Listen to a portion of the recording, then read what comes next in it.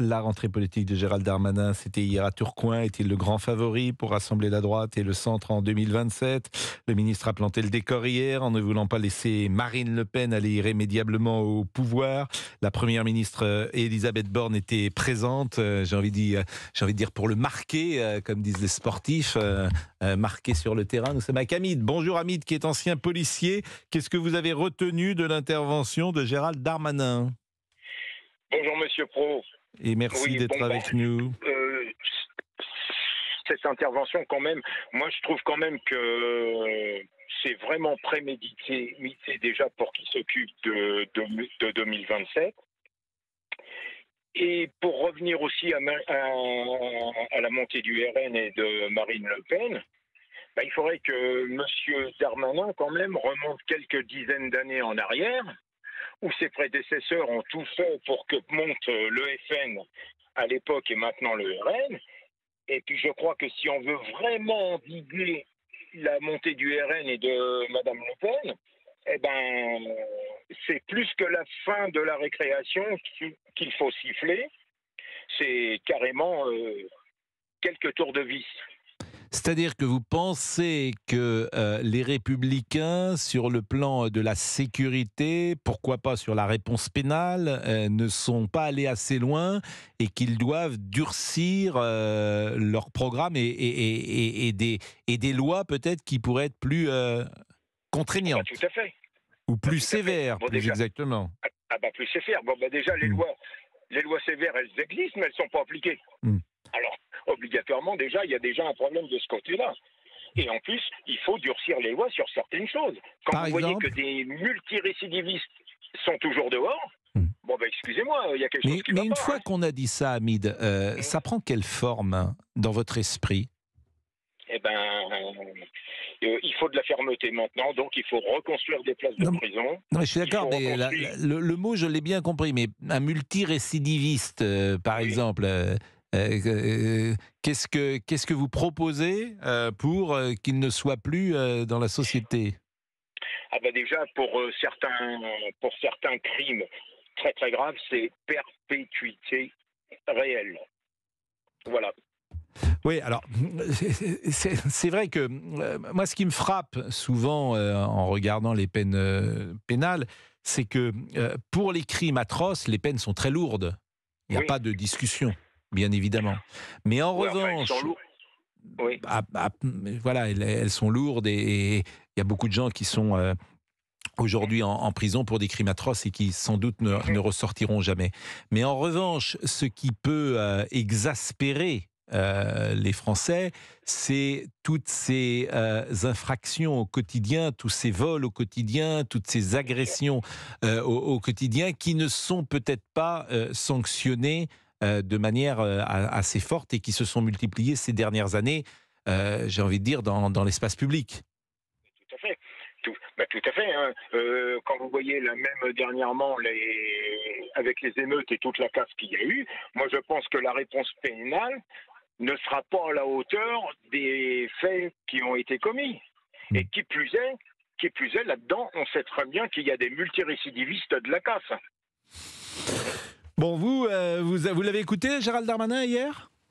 Je vais vous dire, M. Darmanin, je l'ai écouté qu'en partie. J'ai vu que des extraits parce que j'étais pas chez moi quand il a parlé. Bon, vous serez peut-être avec nous demain sur l'antenne d'Europe 1 lorsque le président Sarkozy sera avec nous. Vous avez peut-être vu ces différentes prises de position, et notamment sur ces sujets-là de sécurité. Oui, mais bon, M. Sarkozy, il a été aussi ministre de l'Intérieur et tout, mais bon, il y a une chose quand même qu'on peut lui reprocher à M. Sarkozy, c'est que quand il nous avait parlé de Karcher, et quand il a été élu, on l'a pas vu beaucoup fonctionner, le Karcher. La France traverse une crise d'autorité. Voilà. L'autorité, c'est une affaire de principe, pas de moyens ni d'effectifs, a dit Nicolas Sarkozy. C'est marrant parce que vous lui reprochez de ne pas avoir été assez sévère et souvent, le président Sarkozy rappelle qu'on lui reproche le contraire, d'avoir été trop rude ou trop sévère. En tout cas, c'est le procès qui lui était fait parfois dans les médias à l'époque.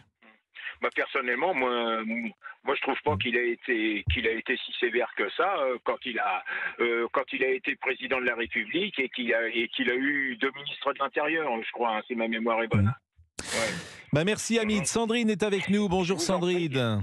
Oui, bonjour Pascal. Et Ah bah écoutez merci. Pascal, j'ai troqué ma robe rouge pour une jolie chemise bleue Mais, et je suis sûre que mais ça je va être la reconnais mode, aussi ça va votre être la grande voix. mode Je cette reconnais saison-là votre de voix, bleu. Sandrine. Mais évidemment, évidemment. Mais comment ça va? Eh Vous ben, avez passé un bel été? écoutez, j'ai passé un bel été et moi, contrairement à votre auditeur précédent, j'ai écouté tout ce qu'a dit Gérald Darmanin hier. Et alors, Du début vous à la fin. souscrivez? Bah, hier, il était sous contrôle, ça vous a pas échappé. Il y Alors, avait Elisabeth Borne qui était là. oui, il était peut-être sous contrôle, mais je crois qu'il a bien fait. J'entendais sur certains médias dire que oui, il faudrait qu'il soit à la tâche et à son boulot de ministre. Mais franchement, si on a un ministre dans ce gouvernement qui est au boulot et qui ne doit pas beaucoup dormir, je pense que c'est le seul. Alors c'est un procès qu'on ne peut pas lui faire. Alors moi, je suis LR, hein, pour ceux qui ne m'auraient pas entendu sur Europe 1, même voilà, si je suis une auditrice pas si connue que ça.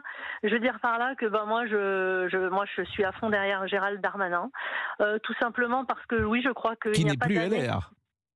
Alors qui n'est plus LR, mais qui, je pense que les LR vont se retrouver quand même derrière Parce lui. que c'est parce que oui, paradoxal d'être LR et d'être pour Gérald Darmanin, si vous me permettez. pourquoi Gérald Darmanin, Bah, il est Gérald Darmanin avant tout, avec oui, des mais idées. à ce moment-là, vous n'êtes plus avec, LR. Mais je suis LR, ça veut rien dire, je suis LR. Gérald Darmanin, il a convié des gens de gauche, des gens de droite, il y avait des gens de partout hier à Tourcoing.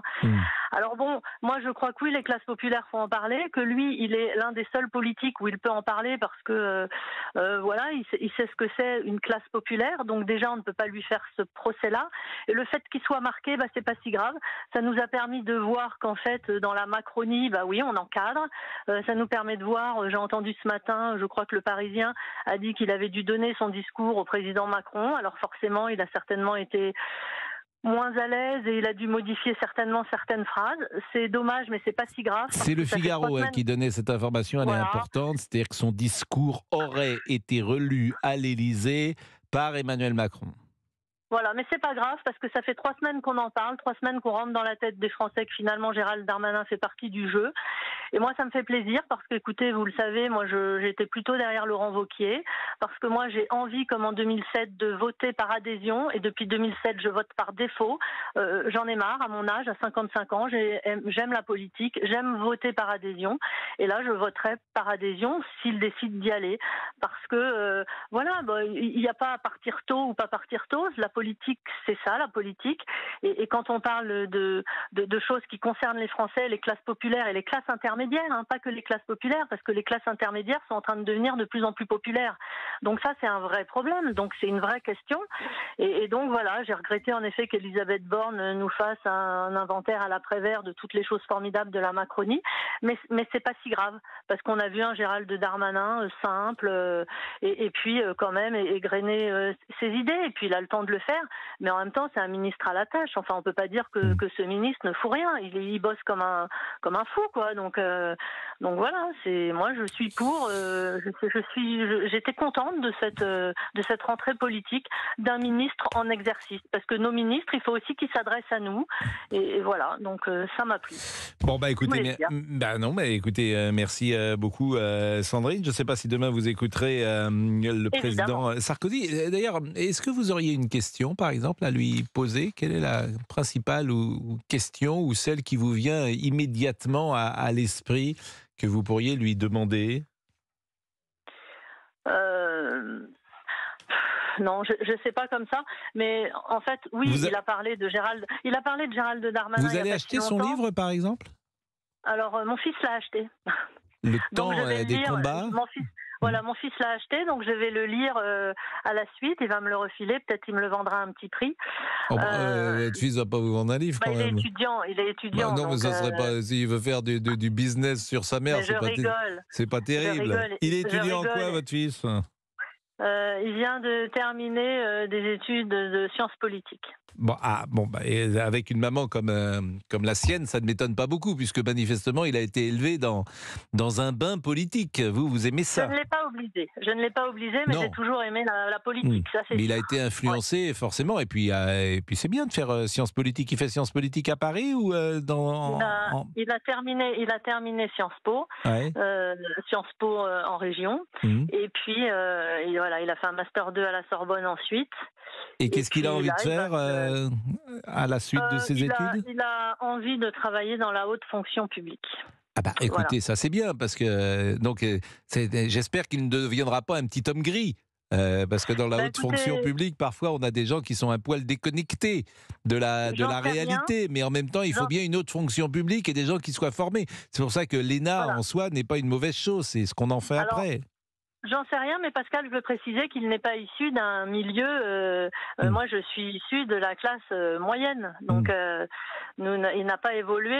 Je l'ai élevé seul et il n'a pas évolué dans un milieu haut de gamme. Non, mais que c'est les choses intéressant soient bien votre claires. parcours, parce Voilà. qu'effectivement, je me souviens de nos conversations. Vous l'avez élevé seul. Vous avez combien? Un seul Exact. enfant?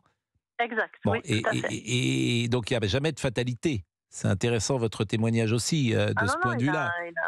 il a travaillé, il a été boursier, enfin voilà, il n'est pas né dans un endroit, enfin voilà, ma vie n'a pas été facile et la sienne non plus, donc il a bossé et je trouve il fait partie de ces jeunes qui sont issus de la méritocratie et qui prouvent que la République peut offrir aussi des parcours d'excellence quand on bosse. Voilà. Et Bah écoutez, c'est merci. important.